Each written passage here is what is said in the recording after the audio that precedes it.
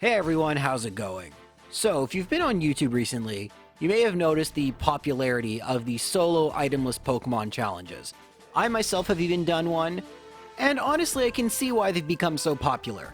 They're somewhat easy to make since there's a consistent formula and a narrative structure that works well, and frankly, there is genuine curiosity whether you can beat the game with certain Pokemon, but at this point in my opinion, I think we can definitively say that almost every Pokemon, especially when it comes to Red and Blue, which frankly based on my channel's numbers seem to be the games you guys most like. So while we're under quarantine, I'm going to be making a video every couple days hopefully, where I'm going to try and use a pre-evolved Pokemon, there are 53 of them in Red and Blue, and I'm going to try not just to beat the game, but to see how easily we can do it. Kind of compare, make a bit of a tier list, because let's face it, it's going to be possible. We know it's going to be possible. The question is, how much extra experience points are going to need? How quick can we do it? And today's video is kind of introducing that concept where I'm going to talk about what I believe are going to be the 10 worst runs. The 10 that are going to take me a long time and are going to require me to end up at a super high level. Now, I'm going to be curious to see whether I was right or wrong once we finish doing all 53 parts. But for now, these are the ones that maybe are going to end up giving me the most trouble. So starting our list off at number 10, we have Magnemite. Now, Magnemite wouldn't be your first guess for a really bad Pokemon for this run, but there are a couple things that Magnemite doesn't have going for it that will make it kind of troubling. First off, let's look at its stats, and one stat that jumps out to me as pretty bad is its speed. Now, its special is great and its defense is pretty good, but that speed is going to give it some hard times ahead, because the easiest way in these challenges to ensure you have consistent fights is to outspeed your opponent, and towards the late game, that's going to be tough for Magnemite without having to level it up a whole bunch. In addition, one thing that's going to come up again and again in this list is that Brock is really tough. You can pretty much divide Pokemon into two categories, ones that can deal with Brock and ones that really can't. Magnemite is one that really can't. It knows Tackle and has pretty terrible attack and doesn't learn any other move to level 21. Now, the move it does learn is Sonic Boom, which would be super useful, but having to get all the way to level 21 to beat Brock is going to take a ton of time, because remember, there aren't really that many powerful Pokemon in Viridian Forest. The most amount of experience points you're going to be getting is 50. And getting to level 21 is going to take a whole bunch of Metapod and Kakuna. It's not going to be fun. To put in perspective, in my item Magikarp run, I didn't even get that high. Additionally, the late game is still going to give some problems for Magnemite. I mentioned the speed, but its move pool is also kind of limited. The only two damaging moves it gets are Electric, and yeah, it gets Thunderbolt via TM, and that's pretty helpful, but it doesn't have any other coverage. The only other attacking moves it gets are normal moves, and considering that rock Pokemon are going to be a problem, since all rock Pokemon except for the fossils which you don't have to face, obviously excluding Aerodactyl in the Elite Four fight, but they're going to be a problem, and there are a bunch of rock Pokemon that are going to be mandatory throughout the game. Magnemite is going to struggle. We do get Mimic, and that will help a little bit, but not as much as I would like, and for all those reasons, I see Magnemite being tricky, but definitely not as tough as the remaining 9. So moving on, at number 9, we have Diglett. Now, Diglett kinda has a very unique problem. Its speed is great. Its move pool is okay. I mean, it gets Rock Slide, it gets Earthquake. There's some good things there, but that HP and defense are abysmal. Once again, we're gonna have problems with Brock. We don't have a good move until level 19 with Dig, and Dig is great, but getting there won't be super fun. This is in direct contrast to the Pokemon you're seeing in the background, Lapras. I figured I needed some footage, and Lapras is really good at this, so I thought the contrast would be kind of funny. But getting back to my main point, Diglett, even after Brock, that defense and HP are just... The thing is, with other Pokemon, they can usually take a hit or two, even a super effective one, if you're at a high enough level. Diglett's gonna have to be at a super high level, because pretty much any super effective move, specifically a really big gatekeeper Pokemon, if you will, Gyarados from Lance, a single Hydro Pump, I cannot see Diglett surviving. Its special is a bit better than its defense, but that HP, it's just going to be bad. And the attack isn't good enough, even with Rock Slide, that I'm going to be easily able to one-shot the Gyarados unless I'm around level 80-ish, I think. I don't know, I haven't tried it yet. But that part is going to be pretty annoying, and it's going to hold up the run. Which kind of sucks, because the majority of it is probably going to be pretty easy, due to Diglett's decent attack and great speed, and its good move pool. But the parts it's going to struggle at a lot. Which is why it's only at number 9, but still makes the list. Alright, so at number 8, we have Nidoran Female, and I know, why Nidoran Female, not Nidoran Male? There are some reasons for that. The biggest is, once again, Brock. Brock is tough, and Nidoran Male is going to get Horn Attack and Leer. That will help. Nidoran Female, yes, it has a bit better defense, but its attack is worse, and it just gets Scratch.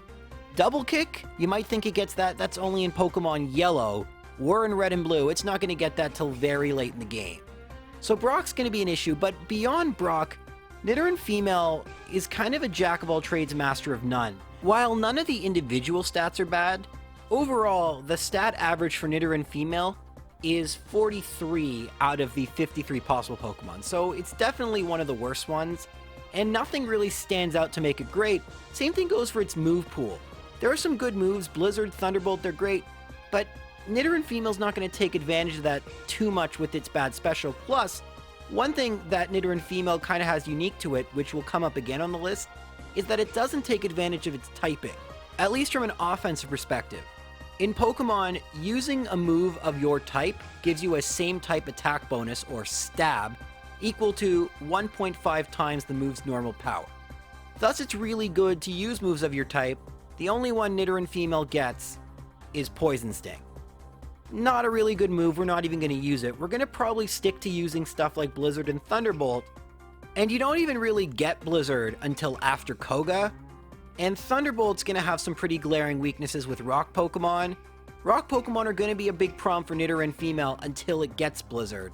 So, I just see it being deceptively difficult with those stats. Sabrina's a good example, where she may be easy if we level up enough, but if she outspeeds and hits us with Psychic moves, that's going to be pretty bad. All those reasons are why Nidoran Female, I feel, deserves a spot on our list. So moving on to number 7, we have Paris. This is a Pokemon I've actually been requested a few times to do. I think it's not going to be great, it makes the list, but it's actually not going to be all that bad. I mean, look at those stats. Speed is abysmal, HP could be better, great attack, pretty decent special. I mean, listen, it's not great, but in the context of this challenge, 55 is definitely workable. The move pool isn't amazing. Dig is going to be helpful. Mega Drain and Spore are good. It knows Growth. There's actually stuff to work with. But the thing that puts Paris on the list is, well, there's two things actually. The speed.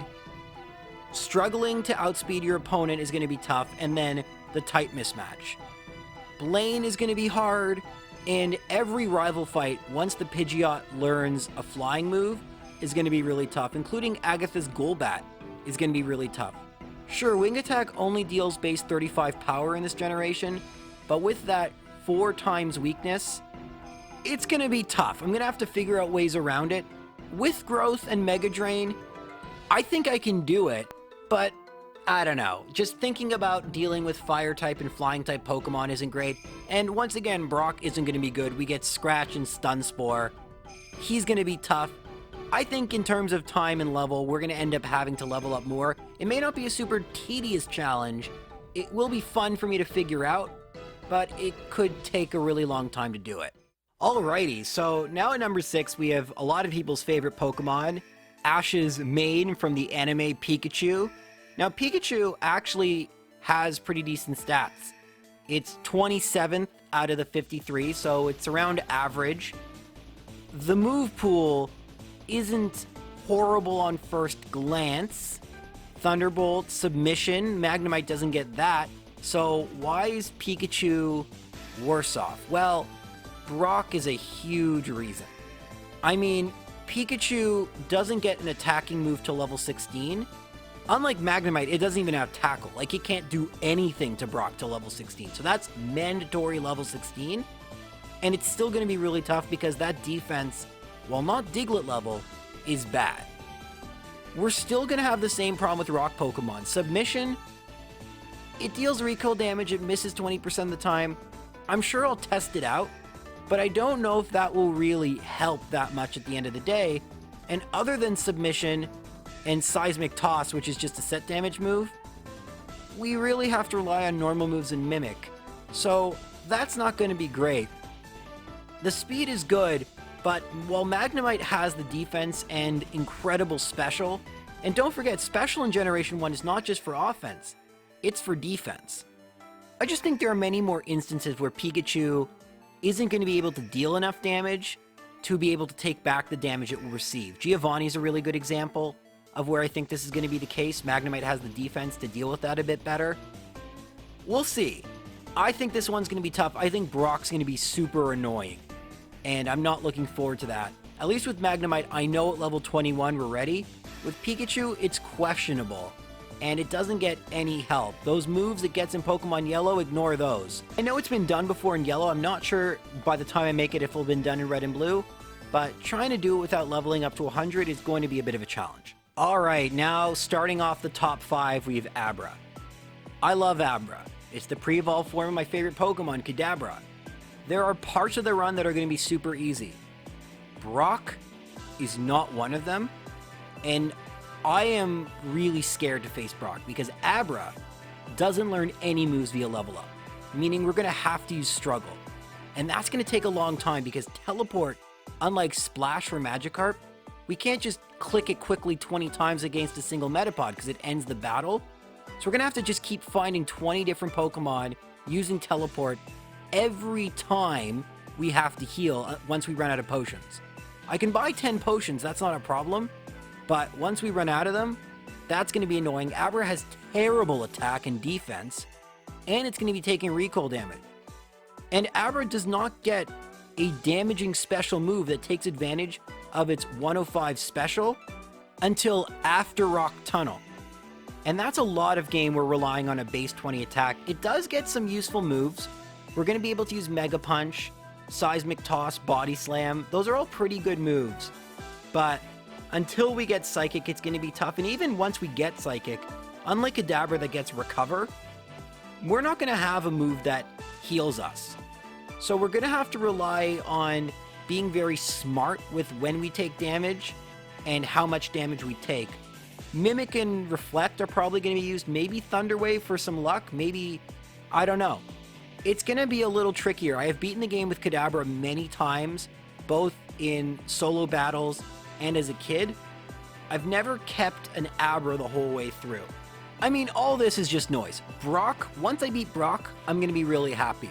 I don't think it's going to be easy by any means, but that base 105 special, it's going to be much easier than many other Pokemon. We may end up being at a low level, but in terms of time, just to get to, I don't even know, level 30 before we beat Brock, I have never looked forward less to getting to use an Abra in one of these videos. Let me just say that.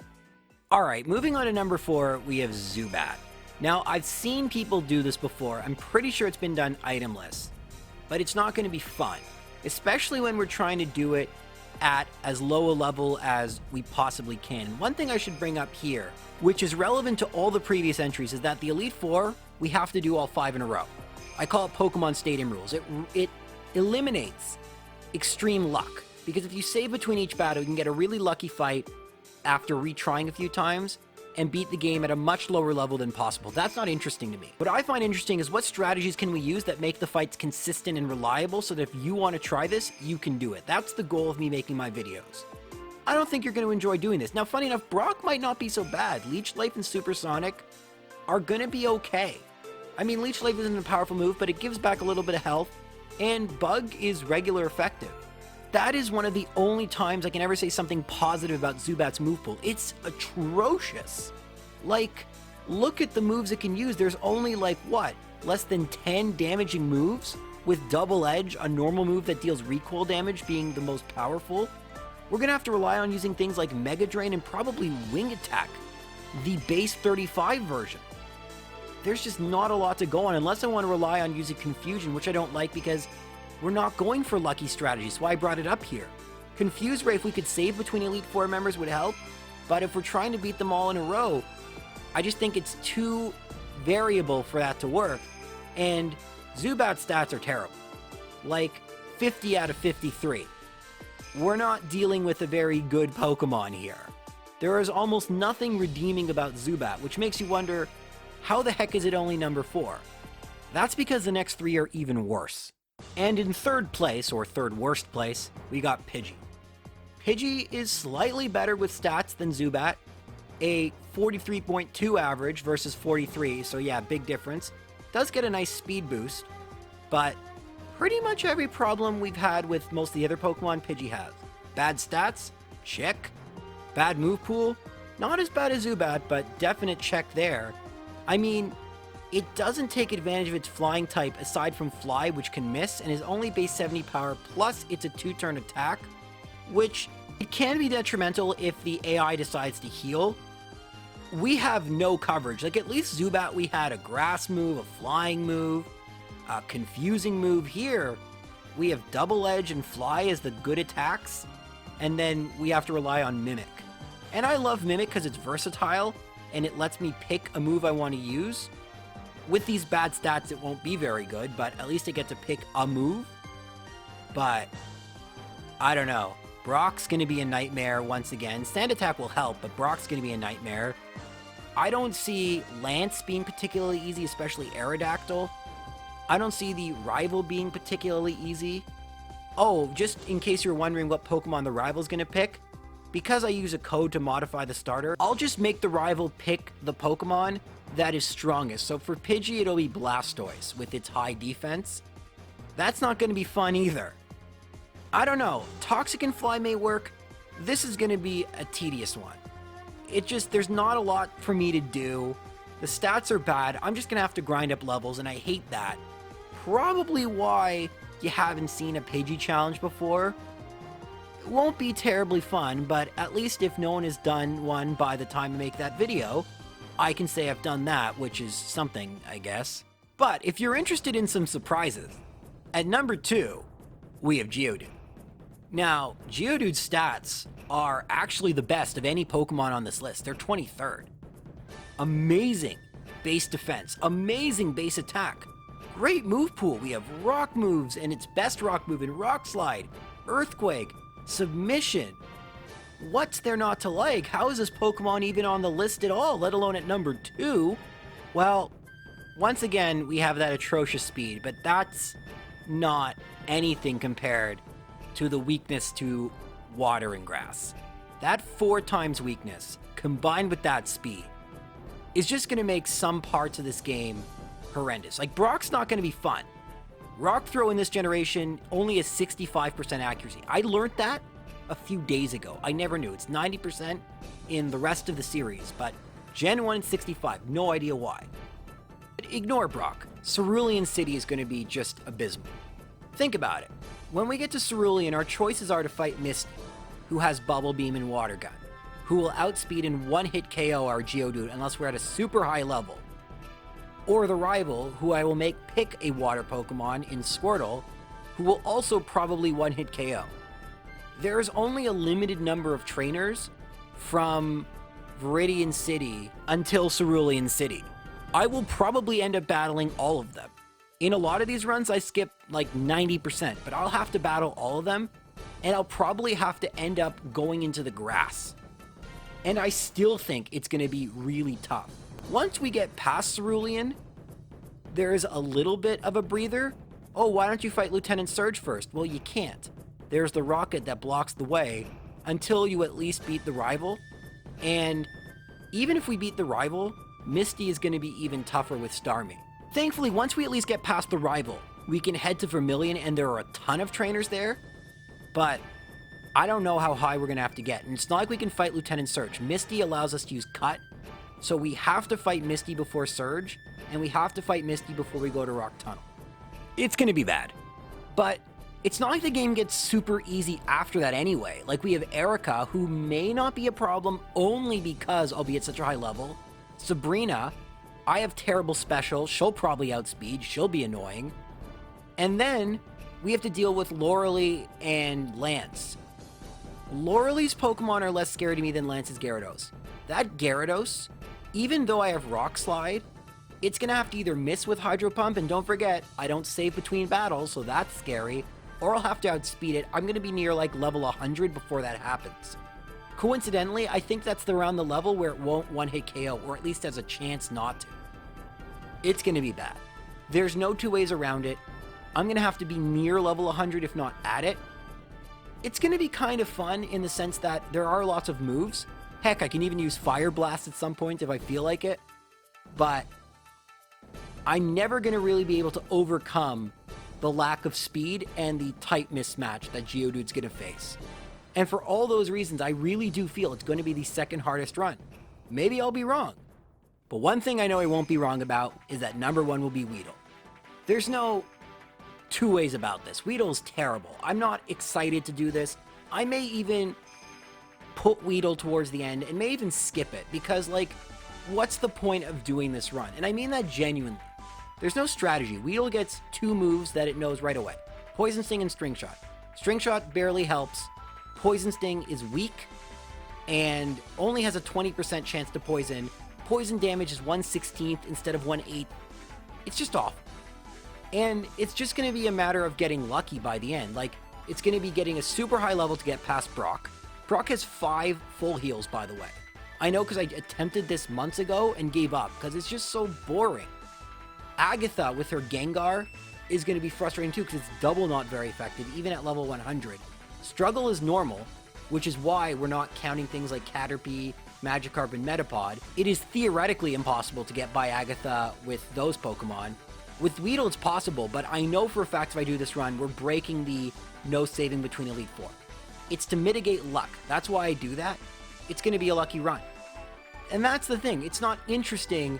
I mean, listen, I know you guys will like it because to see someone actually go through it and what it looks like, I would watch it too.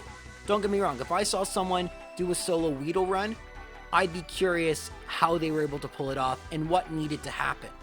Even though it's something you could technically look up on Wikipedia, no one's really done it. So figuring out what the circumstances you need to win, I'll admit, I am somewhat intrigued. But it's going to be awful. It's just going to be brutal. As bad as Geodude is, this is going to be both difficult and tedious. I'm going to be at level 100. I'm going to have to be smart with my stat experience to make sure I maximize that. And even still, I don't know how I'm going to get past Agatha. I know it's theoretically possible because Agatha uses Hypnosis, which misses 40% of the time. I don't know. I don't think it's ever been done itemless. If it has, I am so grateful that someone has done this before me, so I don't feel as obligated to do it. But that is all for this video. In the next few days, I'll have videos comparing the 3 starters, Bulbasaur, Charmander, and Squirtle. We'll be talking about which one of them is the best and how they get through the game. The videos will be a little different. They'll be shorter form because I'll be skipping over the easy parts, focusing only on the challenging parts. This is to allow me to get more videos out, and frankly because the easy parts aren't really worth explaining. I don't need to do a play-by-play of use Mega Drain 3 times, you win. You know, I think you guys could figure it out from that description alone. So that's all I have to say. Stay tuned. I've already done the run. I just have to do the voiceover and edit it all together. Hopefully I can do these a little quicker. I'm thinking about 20 to 25 minutes per video. Remember when that was a long video? Feels like a long time ago. But thanks for watching. Hope you guys enjoyed. Take care.